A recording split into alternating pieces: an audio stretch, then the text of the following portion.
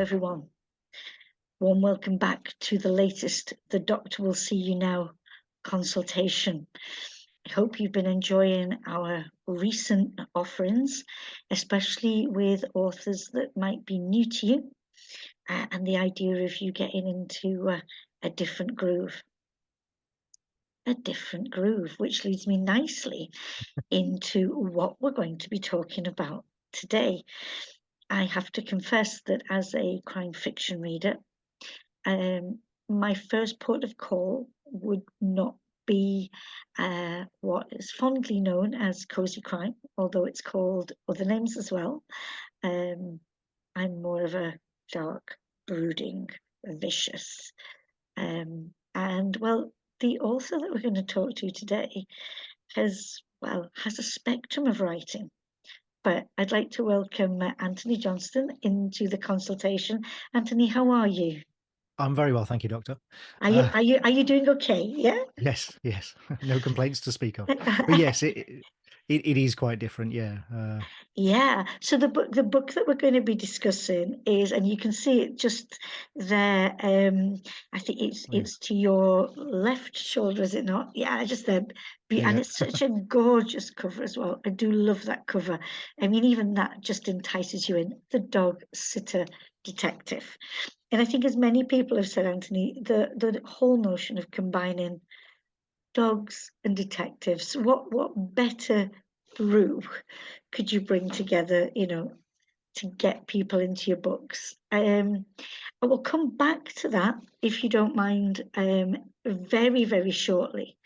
But I think for anybody who might not be familiar with you, a New York Times best-selling writer and a podcaster, and for more than 20 years, you've written books, graphic novels, non-fiction, video games, films, and so much more. I mean, you are a consummate creative, if I might say. And I'm just thrilled by the way that you've not stuck in one groove in so many different ways. So your crime and thriller titles include the Bridget Sharp spy thriller novels. People may have, had thrills and spills to the Euphoria Code, the Tempest Project, and the Patriot Network. And am I right in saying that they are being developed for TV? I think it's by Red Planet. Is that? That's right. Yeah, Euphoria Code, the first one, is in development at the moment.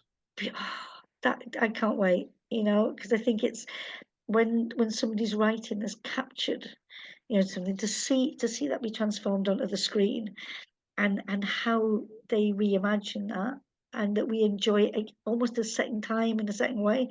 I think that'll be great.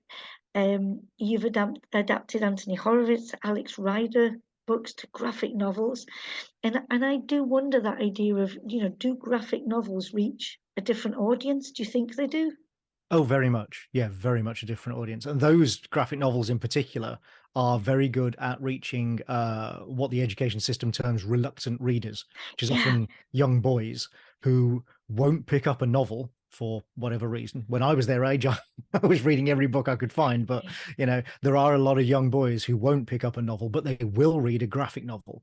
And we hear all the time from parents, librarians, teachers telling us that they've managed to get young boys reading the Alex Rider graphic novels, and that has then led them to start reading Antony's novels as well, Yeah. which is fantastic. I mean, that's, the That. graphic novels they're good in and of themselves, and they kind of exist by themselves, but it is great to hear that they also encourage further reading. I think that, for me, is, I mean, you've just made my skin go all goosebumpy, because I think that is the magic, to be able to find ways for those reluctant readers to become, and to find that reading is for them as well, and that it's okay. So thank you for your work with that. And we should also mention, I mean, one of my ultimate favorites was how your graphic novel was then adapted for the screen. I'm thinking of Charlize Theron's fabulous performance in Atomic Blonde. As the person who created that idea rather than working on somebody else's idea, how did you feel about that? What was the experience of seeing your work go up on the big screen? Well, it was fantastic. I mean, I wrote the graphic novel in 2009. And then just before it was published in 2012, it was optioned by Charlize's production company. And then it took another 5 years to actually start filming, Yeah. as these things so often do. Although even that, I was told by people at the time, that that's actually a relatively short development time. Yeah. Yeah. Things can often take a lot longer. So we were fortunate in that sense. But yeah, it was great. I mean, I was a co-producer on the film, so I saw the screenplay as it was being written by Kurt Fabulous. Jonstad, Yeah. and I was on set for a while and all that sort of thing. You can see me. I'm a talking head in the DVD extras. If you buy the Okay. buy the Yeah. DVD, that was filmed in Budapest on the set. So yeah, I was delighted with it. I thought it was great because it was the graphic novel was my aim when I wrote it was to do a John le Carré style story in graphic novels, which hadn't really been done before. And I think we achieved that. But then when it came to adapting it, transferring that slavishly onto the screen probably wouldn't have worked, to be honest, because there's not a lot of action in the graphic novel. There's one action scene, it lasts for like 3 pages, and that's it. She only pulls a gun, I think, twice and fires it once. Yeah. No, yeah. Right. It wouldn't have been particularly exciting as a film. And so when David, the director, came along with his idea of making it an action film, but still a noir, using color rather than monochrome, I thought that was a really great idea. And obviously, he really pulled it off. So the story and the plot and the characters are actually really faithful to the graphic novel.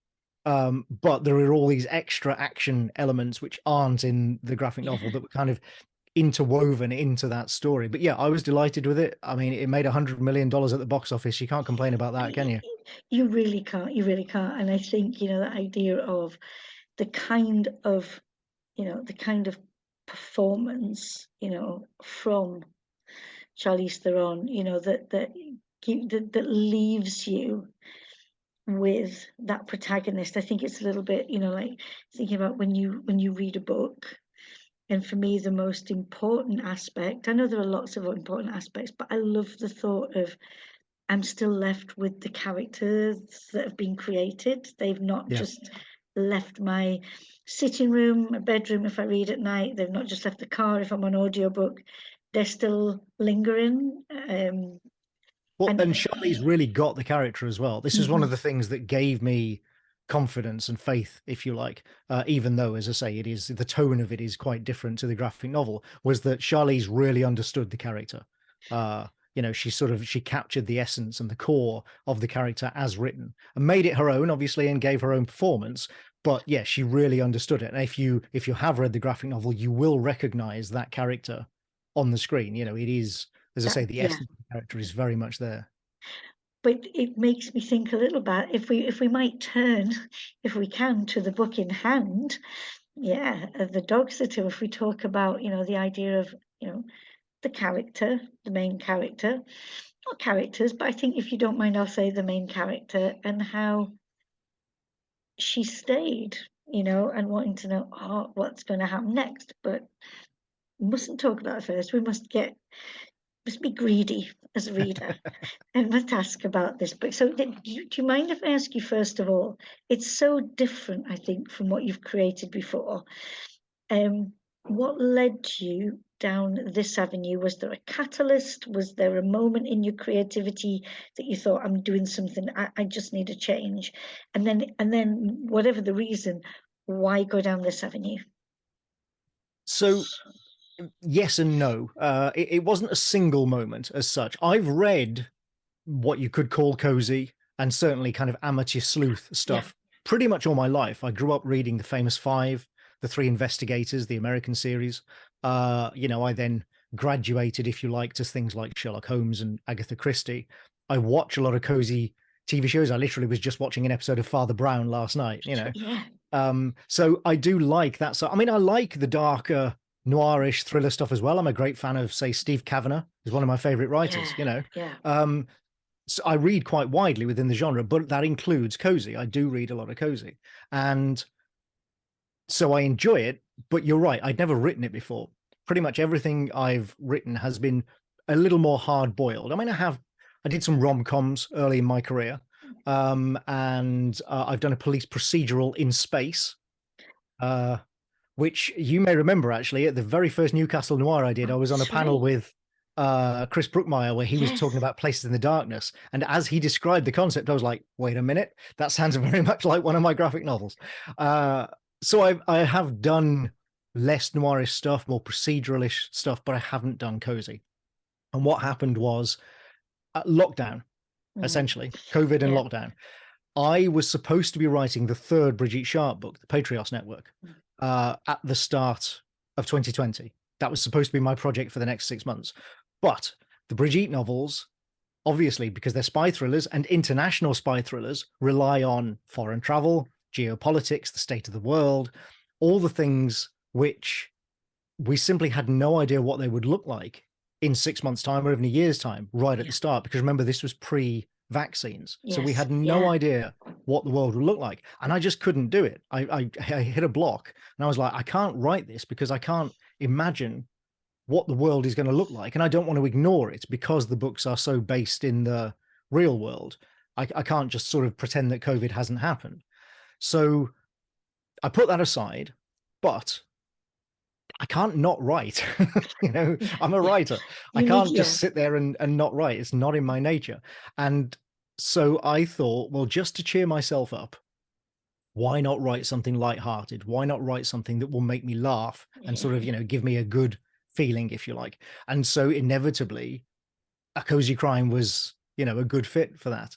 And then I introduced the dogs because just before lockdown, we'd lost, but we had 2 dogs for many years, 2 lurchers, and we lost them both within the space of a year just before lockdown. So we were missing them as well. And so I thought, well, let's bring some dogs into it. You know, that's a little bit different for this genre. Not entirely. It's not like nobody's ever done it before, but you know, it's something a little different. And me being a dog lover, a lifelong dog lover, I can bring a knowledge of dogs, an experience, wide experience of dogs that perhaps some authors couldn't. You know, that's one thing that I try very hard in the novel. I don't want to jump ahead too much, but I'll just say one of the things I try very hard to do in the novel is to make the dogs realistic and make sure that the dogs are prominent in the novel. They're not, you know, they're not anthropomorphized. They're not psychic or magical dogs or anything like that. They are normal dogs, but they are a prominent part of the book and they behave in ways that I think any dog owner, and in the case of these dogs, any Saluki owner, particularly any Sighthound owner really, will recognize. Yeah. I think it's interesting what you say about bringing in these characters and them being just what they are. And yeah, I would say I do think, you know, animals do have, you know, certain feelings, shall we say, that, you know, they understand things or they sense things or, oh, for sure, yeah, you know, and being able to use that, it's and as someone who longs for a dog back in their life, and it will be one day I will have a dog again. It was lovely for them to be there, you know. And again, it's like, you know, just to follow a story where it was important what was happening with these dogs. Yeah, like I say, they're a prominent part of the book. And I should say as well, although, like I say, that was the catalyst. I finished that. And then after that, I returned and did the Brigitte Sharp book because, you know, by that point, vaccines were on the horizon. And so I thought, okay, I can do this now. But I should also say, when I started doing this, it was purely as an exercise, like I said, to cheer myself up. I wasn't actually thinking about publication. You know, when I started, it was only about halfway through that I started thinking, maybe there's something here. And so when I finished the rough draft, which was very rough, like even by my standards, the first draft was incredibly rough. Because I'd never written a cozy before, I thought, well, I think there's something here, but I'm not sure. And so I sent it to some friends, Vasim Khan, Fiona Veitch-Smith, Martin Edwards, people who either do cozies or sort of, you know, work in adjacent areas, and said, look, is there something here?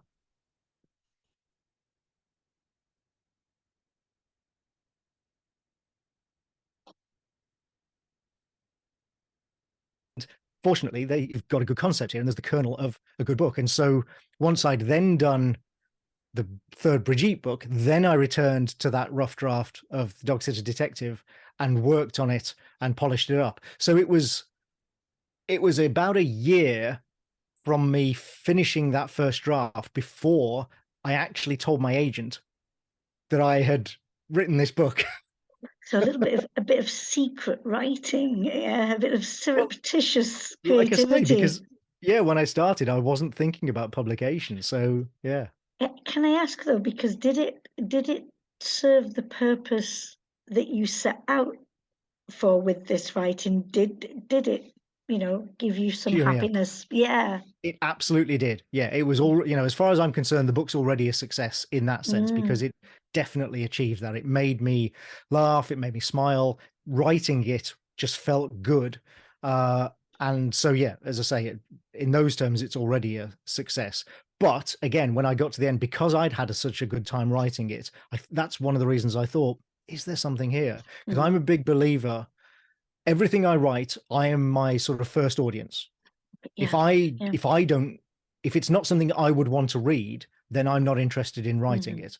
That's throughout my whole career, that's been the case. I never write things that I wouldn't want to read or watch or play in the case of video games myself. And so when I got to the end of this and thought, well, actually, this is something I've really had a good time doing, and I would want to read this myself, that's when I started to think, yeah, maybe there's something here. And so you handed this over to, did you say your publisher or your agent? No, my agent first. Your agent, Sarah Such. yeah. So you handed it over to your agent, and what was their reaction? Sarah, my agent, was surprised, like everyone else, that I had written this book, because it is so unlike my, my sort of previous fare. But one of the reasons that I've been with Sarah for many years now, and one of the reasons she's a wonderful agent, is that she is very open to things like this and used to me, frankly, doing odd things. Going off and sort of doing weird stuff. She's used to it, bless her. And yeah, so she read it with an open mind and she came back and said, actually, yeah, you've got something here. This is good. I think I can sell this. And so that's the point then when we started developing a pitch for a series, which we, then sent out on submission and eventually got picked up by Alison and Busby for, 2 books with an option on a third. Fabulous. That is very exciting to know that there is going to be more. I've finished writing it. I finished the rough draft of which is less rough, of the second book just a few weeks ago. It's with my beta readers at the moment, and then I'm going to be turning that in to Alison and Busby in about 6 weeks' time. Fabulous, Anthony. I'm so pleased. It really excites me, the thought that something that began as a private project, if you like, has then found its way out into the world. And I know that so many readers, and not just people who choose the cozy path, shall we say, just people who enjoy a good crime fiction story, a mystery, they're going to enjoy the way that you've framed, this. I know. Oh, well, I hope so. That's very kind of you to say. Thank you. I am sure. So we should talk about then this main protagonist, Guinevere Tuffle.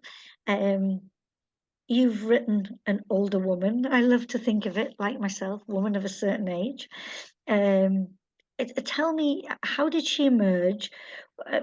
For the benefit of people who haven't read the book yet, what is she like? And at the outset of this journey of you and her together, what do you most like about this woman? Really good questions. So Gwynnie Tuffle is a retired actress. She retired at the age of 50 to look after her father, who was very ill. 10 years later, her father's now passed away. But in doing so, she discovers that actually they were penniless. She thought that, that he had loads of money squirreled away, and he did, but he's burned through it all in the last 10 years. And so all he's left her with is a couple of grand and a rundown old house that needs lots and lots of repair that will be very expensive to do.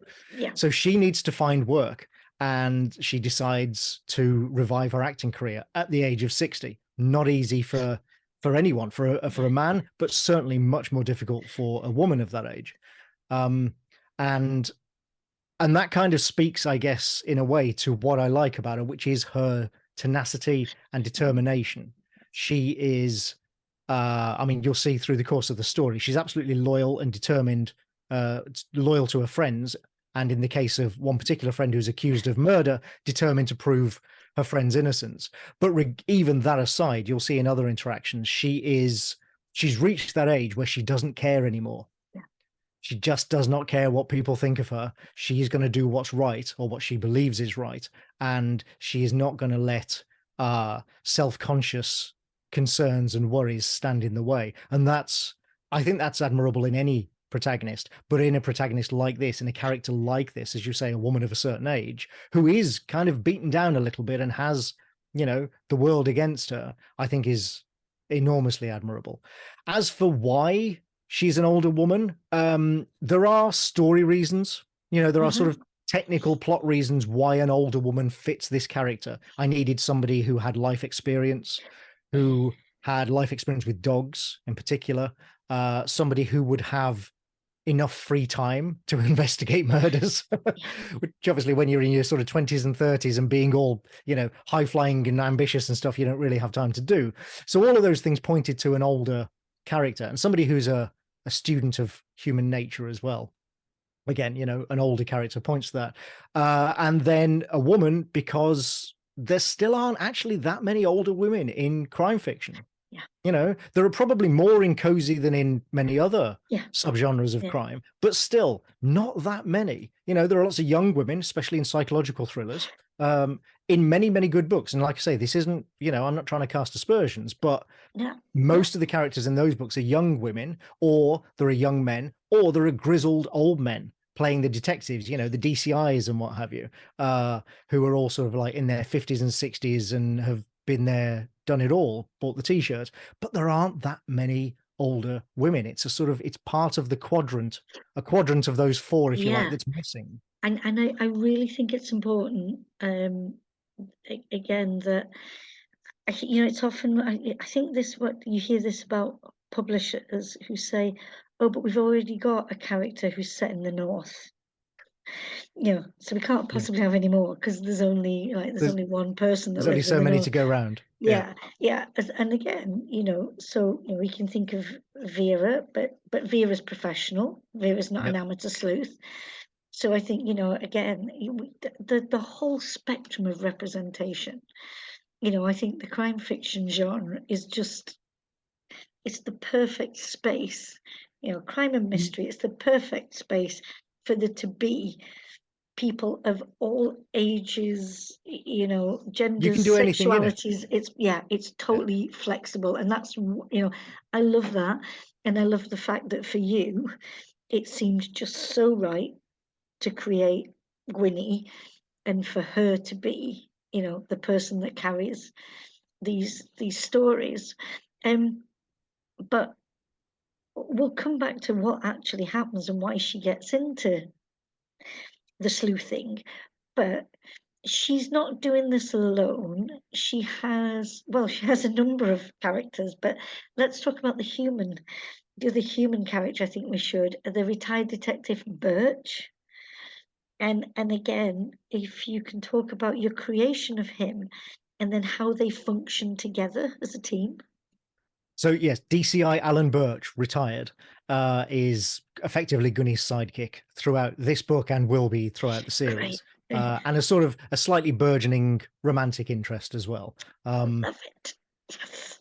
I needed a foil for Gwynnie, as any good detective does. Every detective has their sidekick, their foil. And so I needed a foil for Gwynnie, and I felt it should be somebody who was morally quite similar, but behaviorally quite different. Like, he's a dog lover, like Gwynnie, obviously. He has his own dog, a black lab called Ronnie. But being an ex-copper, his attitudes and his behavior towards crime and life and what have you, he's also a widower, are quite different to hers. He is actually a fan. He's sort of, he goes to the theatre and he's fascinated by the world of showbiz. Whereas Gwynnie, of course, being a veteran actor, is a bit jaded about it all.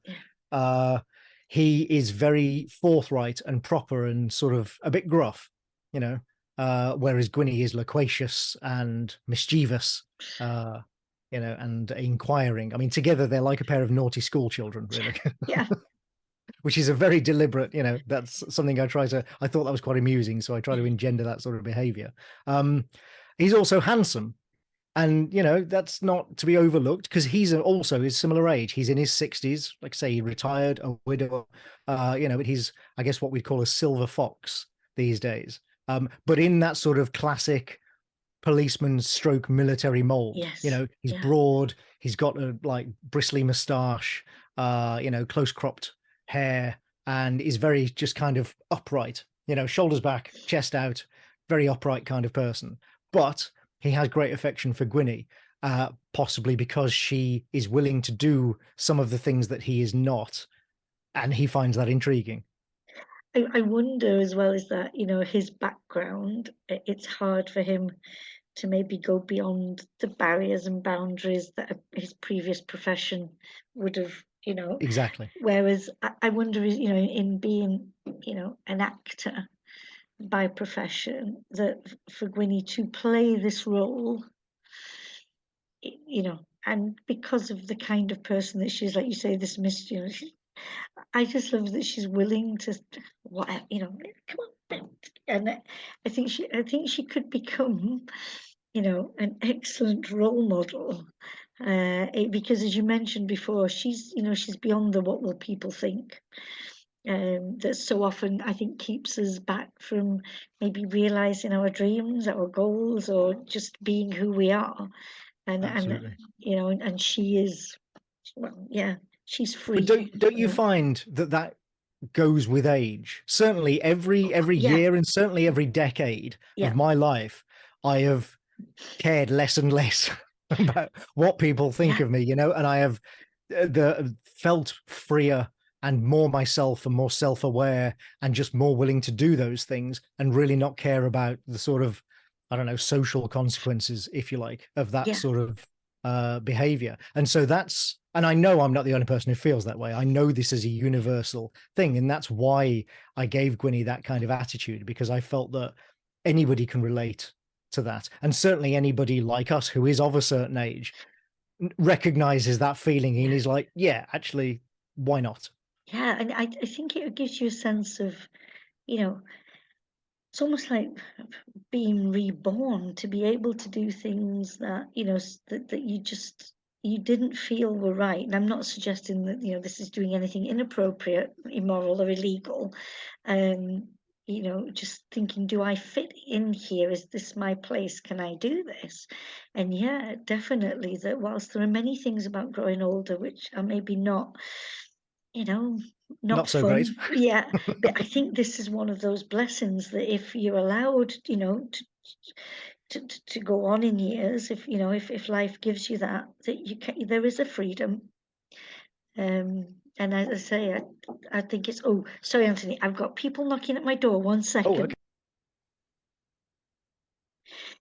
So freedom that comes with age, but I also think that there is an empowerment that comes with the combination of the human and the dog.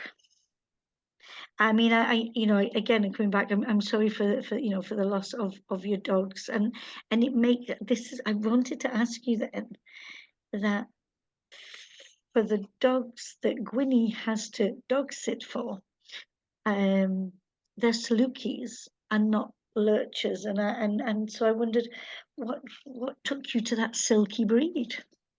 Well, that's partly a plot thing, because they are a wedding gift. And much as I love lurchers, you wouldn't give lurchers as a wedding gift. You know, they're not high value dogs. Whereas Saluki can be, you know, purebred Salukis can be quite expensive. They are very highly valued dogs, and obviously they're a little exotic as well. But also our two lurchers, Connor and Rosie, the book's dedicated to them. They were both part Saluki themselves, and sighthound owners tend to stick together.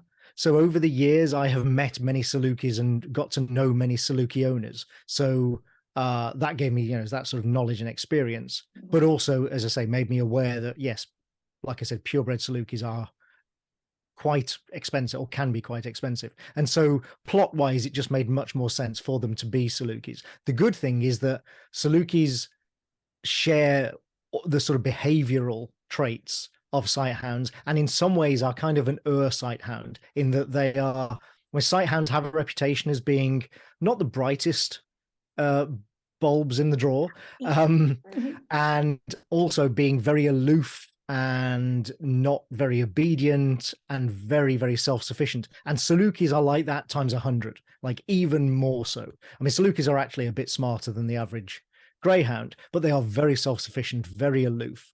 There are many scenes in the book where Gwynnie walks in on them sleeping and they don't stir. They just sort of look up at her warily, as if you're like asking, are you going to make us move? We're quite comfortable here, thank you. And they're called Spera and Feda, or yes. Spera and Fee. I wasn't sure how to pronounce the names. Spera and Fede, which is Italian for hope and faith. Faith, yeah. Now, so tell me, between these two beautiful hounds and then Ronnie, the Labrador, how did they interact? Well, that again just comes from my experience with and knowledge of dogs. Like I say, I've owned lurchers, I've known many sighthound owners, I know black lab owners. I've never owned one myself, but I know plenty of them. Black labs are one of the most popular breeds in the country. Everybody knows a black lab owner, and it just kind of, it felt like a good contrast. So that's the reason Ronnie is a black lab, is to sort of be a contrast against the Salukis of this first book. Subsequent books will be different dogs, so we'll see sort of more interaction there, or different interactions, I should say. But yeah, so I made Ronnie a black lab partly because, like I say, they're such a popular breed. It kind of made sense, I think, for somebody like Birch. Birch is almost like a lab himself in some ways. He is very, very loyal and faithful, but he's not the most imaginative man. He's a bit he's not a plodding copper, but he doesn't have the sort of lateral thinking that Gwynnie does. And so again, it kind of made sense that if he was going to get a dog, well, it'd be a black lab. Why not? Of course it would. And as I say, also in the contrast of a black lab against the Salukis, you couldn't get two more different types of dog. So that was partly why those decisions were made. But also, that's the purely technical side. But then in the writing, as you say, the interaction between them, and especially the way that Spera and Fede torment Ronnie on a couple of occasions, ring very true to me as a dog owner, and certainly made me laugh as I was writing them as well. I think it's almost you give us two books for the price of one, in a way, or those parallel stories of dogs interacting and then humans. Now, I'm aware of time, so I have two more questions for you, Anthony, if that's okay. Sure. And my first one is about where you set the story, and why your choice for that setting.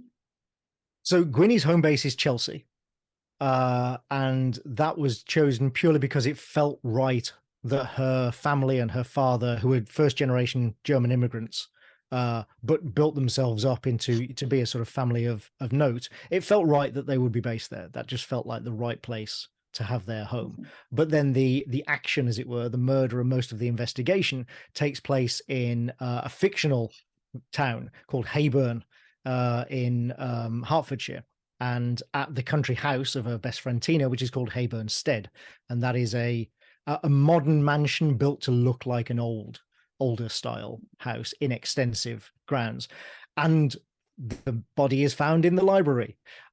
These were very deliberate choices, because so much of the book is in some ways not like a traditional cozy, that I felt that it would make sense, and it would be amusing as well, to have some elements like the country house and the body in the library that were familiar.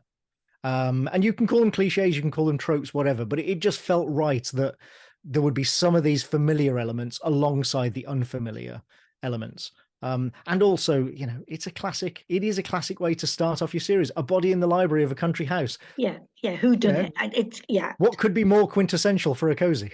Exactly. And again, the dynamic that's there, you know, Gwynny being invited along to the event that's happening there, and does she fit in? You know, I love The showbiz party. Yeah, I love that contrast that you provided. So I'm really sad that I'm coming to my last question, and I hope you and I get a chance to do some more chat about this, and maybe face to face. I would love for you to come back to Newcastle Noir. It's been too long. I'd love to. I think it would be so lovely to spend some more time. Thanks for that.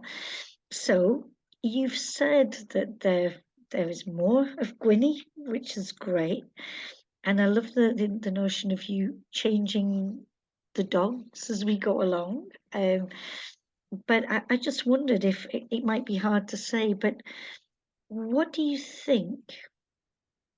You know, now that you've moved on, it's not just a one-off, you know, passion project in a way, but it's taken flight. What is this giving you that maybe your other styles of writing or projects haven't given you? That's a really good question. I mean, commercially, it's given me sort of openings, if you like, that I didn't get with thrillers. You know, there's an audience there that wouldn't have read my spy thrillers that will read my cozies. So, you know, there's that. But from a personal and creative point of view, I like spreading my wings. I mean, you mentioned at the start that I have done a wide variety of stuff. I've written a variety of genres and in a variety of media. And I like doing that. So there's that aspect, just being able to do something new, spread my wings a little. That for me is always fun, interesting, and fulfilling. And then specifically with cozies, like I say, I grew up reading things like The Famous Five, you know, and I love, you know, Miss Marple and all that sort of stuff. So there is an element of paying homage, if you like, and sort of paying back the enjoyment that I've got from those books and TV adaptations over the years of cozies. And then even further again, there's the fact that, like I say, writing these makes me laugh. You know, they're not outright comedies, but there are funny moments. But the humor that's there, right. They're light-hearted, and that's not really something I could ever say about the Brigitte books. Much as I love writing them, you know, they are not laugh-a-minute books. They are quite dark and serious, and so yeah, it's fun, especially with the way the world is at the moment. It is fun to write something that makes me smile as I'm writing it, and that's not to say they're not hard to write. Because one of the things that makes me a bit annoyed, actually, when people dismiss cozies, is they overlook the fact that cozies are often some of the most complex puzzles in crime fiction that you'll find, because they are all about the puzzle. You know, they're not trying to sort of make social points necessarily, or they're not necessarily delving deep into the psychology of a character. And so the focus is entirely on the puzzle. And so the puzzle has to be good. Has to be really good. And that means that they are actually quite difficult to write in that respect, in the purely sort of plotting sense. So there is a lot of work goes into them.